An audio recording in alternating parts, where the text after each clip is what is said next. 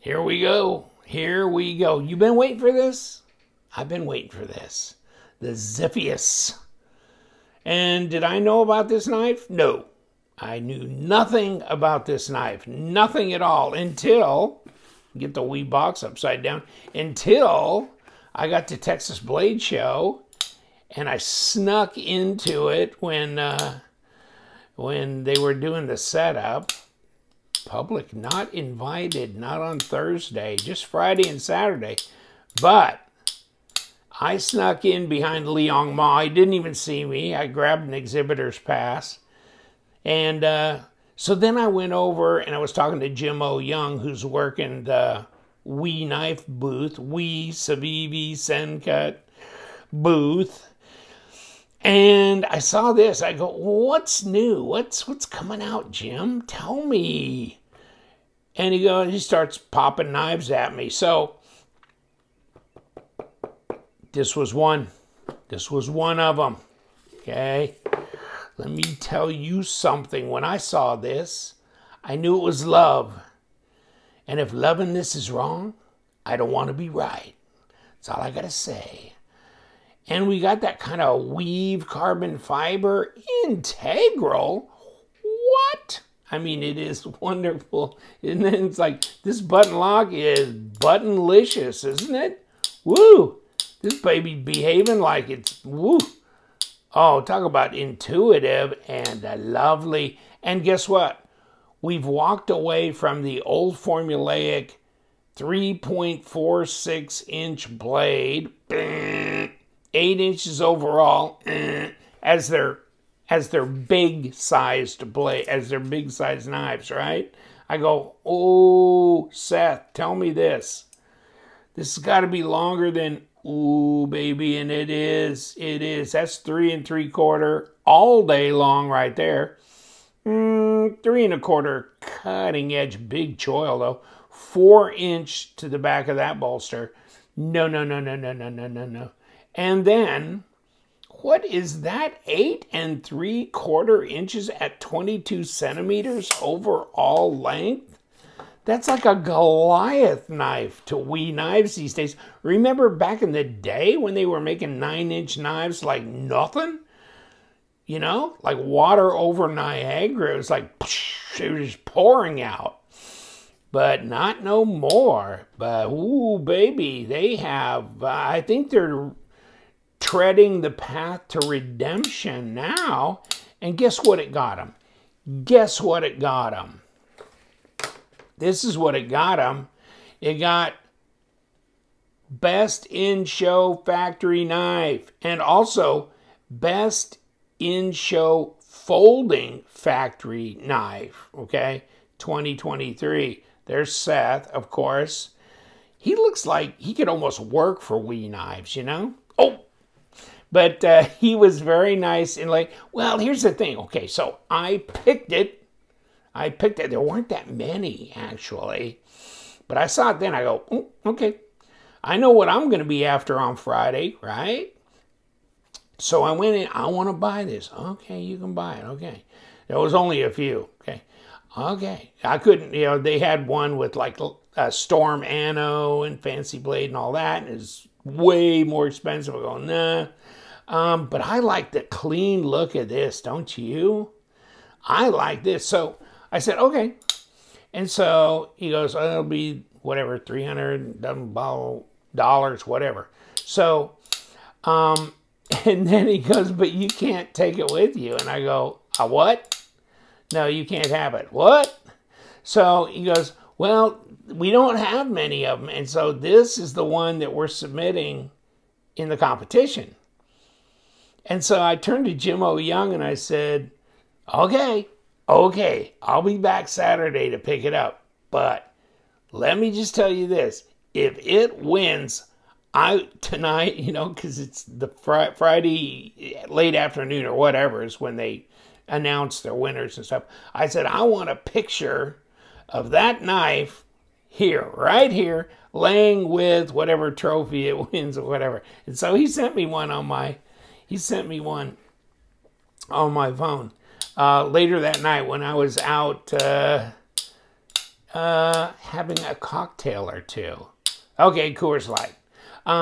So I go, wow, honey, I won. I mean, well, the knife, I bought one. Okay, she's going, you ought to quit saying that. They'll think you designed it or made it or something.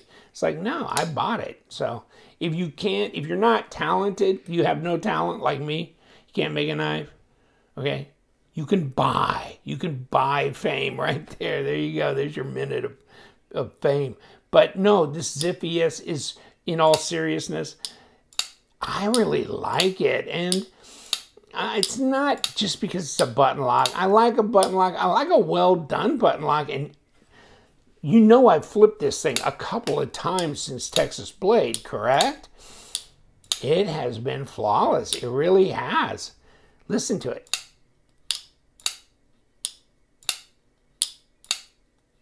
Man, it's got a nice sound to it, too. And this kind of integral backspacers, just a clean look, isn't it? But now, let's see if it'll cut something. You know what? I have still not even cut paper with it. Oh, okay. Yeah, it's factory edge with a plus. Close to being scary sharp, you know? But it's definitely, okay, it's sharp. It's sharp. It's nice and rounded. I mean, it's like the bead blast look, you know, that kind of non-reflective, but it's rounded. It looks smooth. It looks velvety, doesn't it? And it does. It feels that way, too. It's so smooth and rounded and everything. And these are limited edition, 300 and whatever. So, I mean, they haven't all been offered up, I guess. So, I mean, they only had a couple at the show. So, they were not available for public purchase off the website. They only were available for purchase at Texas Blade. And that's one thing about these knife shows, like whether it's Blade West or Atlanta Blade or Texas Blade. By and large, there may be some manufacturers and stuff that have a blade available at those shows that is not for general consumption, but you can buy it there, okay? Now, whether you think that's fair or not, that's another issue. But here it is, out of 310. This is number 78. And it's probably of 310 of the, hand-rubbed gray titanium. I mean, maybe they made 310 of the Storm Anno and 310 of, well, I don't know. So this is the deal. Of course, CPM 20CV. And, of course, Joe is the designer. He designs most of their knives, and I think he did a bang-up job on this one. He wasn't there, by the way, so maybe he'll go to Atlanta. I don't know. I mean, the deal with the COVID and China and stuff has just been a mess for people living there and trying to get out of the country to just travel, although some of them did. And, of course, David Deng with Riot did. He hadn't been out of the country for 3 years.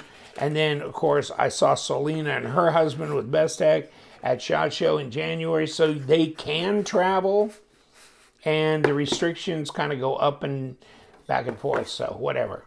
But the knife. So you got people like Seth and Jim O. Young handling their booth. I mean, they're well manned and they're informed. So wow. That is sweet. I guess we're talking right-hand tip-up only. God, that feels good. Hold on. Let me get this out here. 11.9. 0.47 is really not that fat, is it? I figured it for at least maybe a 0.52. Wow, okay. 2.7. Wow. Okay. Did I put this? I didn't put this on the scale yet. I can't remember what I did 5 minutes ago. Yeah, it's pretty light too. Okay, 115 grams. You know, for a big old knife, I mean, it's 8 3/4 inches. That's not too shabby. 4 ounces dead on the head. Wow. Wow. I mean, 4 ounces. Whew, that's light. That's light. We're going to take this apart. I don't know if you're going to see that as an abomination or a sin, or it's okay to do, because this being the show winner, but that is nice here. And you know, here's where it comes in handy, like this, like this. Boy, the ergos are so nice. And there's another knife they had there too, and I'll put the name down here, but that is like this, except I mean, the handle's a little bit different, but it's very similar, because, you know, you're looking at Joe Chen and his design language. So you're going to see a lot of similarity from one to another. I mean, that's just the way they work. But the blade is different, and that's a good looking knife too. And the Murata, I've got that one too, and it's, oh God, it's out of reach, so I can't show it to you. I'm going to do a separate video on it. But the Murata, also a bit of a Persian kind of influence to it, fat carbon, and also the same size knife. So they're getting 3.75, you know, 8 3/4. Wow, that's some stuff, isn't it? But this just feels so good. And this button lock action, wow, that's middle finger flick. You know, the detent is fine. It's just dialed in so nice. Okay, but this could have been sold to anybody. Okay, it was just up for general sale. I'm glad. And, you know, Jimmo Young was joking with me on Saturday. He says, you called it, dude. You called it. It won the show. Nah, I mean, I just said, hey, I thought it was intriguing. And you know what? I'm not big on this blade shape necessarily. I'm kind of a drop point guy. But it just looks right with this, doesn't it? I mean, it looks right with this whole design. And it's light, and it's, God, it's nice. Man, they need to make one of these in G10 so I can feel like I can just carry it, whatever, you know? Make one of these in G10 in the Civivi line. You think? I mean, come to think of it, yes, they should. And you know what? G10, not micarta, G10. Do this little estrangement, you know, different colored G10, maybe gray G10 with whatever, you know, whatever. And then button lock, etc. for like 75, 85 bucks. Damn, I'd carry that son of a bitch. I'd carry that sucker. This one, I don't think this is going to get a lot of continual carry time. I just, you know, I like it too much. You know what I'm talking about. Okay, buddy. Okay. I don't think we're going to need our number 6 driver at all. Yeah, I don't think we're going to need it. And which way am I going to approach this? Well, let's just try it like this. Is this whole thing is spinning on the other side?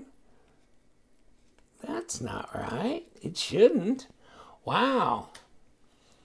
I thought it would have a captured pivot. This is the first time I think I've been into a Wii knife that didn't have a captured pivot.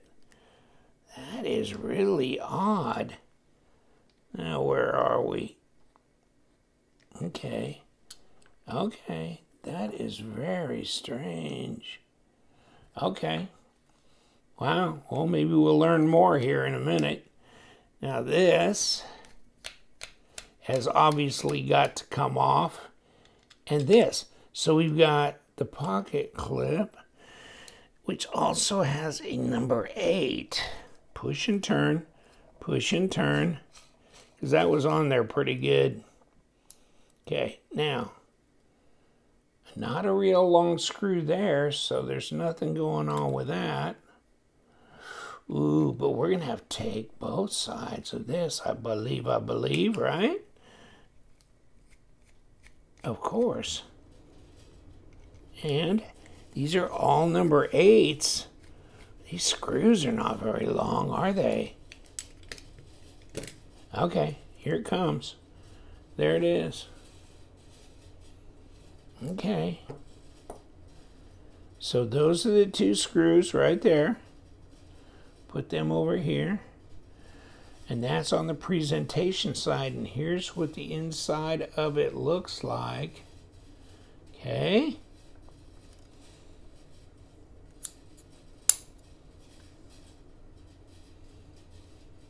Okay. Now, we can pull this off. There's our spring. Okay. Right there. And here's our stop. And there's some grease in there. Greasy grease. And there's our stop. So we got stop for open, stop for close. We got a steel washer. I guess we're going to do a little cleanup on this. Okay. And there it is. Looks kind of funky, doesn't it? Now, let's put that back. Okay, now we've got the blade needs to come off with the bearings. Okay. And what do we got here? Okay, so we don't have a, well, we don't have a logo to have to worry about anyhow. We have from both sides so we could stabilize it and break it loose, but it's not a captured pivot, which is just so weird because they always do it one way or the other. Okay, and there's your button. And then there's your, hold on, let me grab that again. And there's your other washer. So we've got it all taken apart. And that's how it looks right there. Needs a little cleanup in the buttonhole area especially, right? That is, but maybe that was in there for a purpose to keep that lubricated. Okay. Okay, I think we'd be good, but that is interesting how when you take this, you take these screws out of here and you pull this integral backspacer out, basically these 2 sides just collapse together because really they're held apart on the structure of this carbon fiber integral back piece here. Wow. Okay.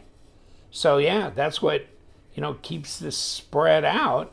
And of course, you know, with the help, of course, of the pin here kind of providing some of that, but actually these would squeeze in back here if you loosen this and if this was gone. But these screws are there to give it support. Interesting. Yeah. All right. You know what? This is definitely a nice, smooth button lock. Very fidget friendly. I don't think that the thumb studs are, you know, make it overly complicated. I think they're really pretty much necessary to do because it's not a front flipper and basically you're stuck with just a flipper tab otherwise, but having the thumb studs makes it, you know, very much more fidget friendly, I guess, but just smooth, just nice from every angle. I like it. I like it. And we do love them knives. So you guys, stay sharp.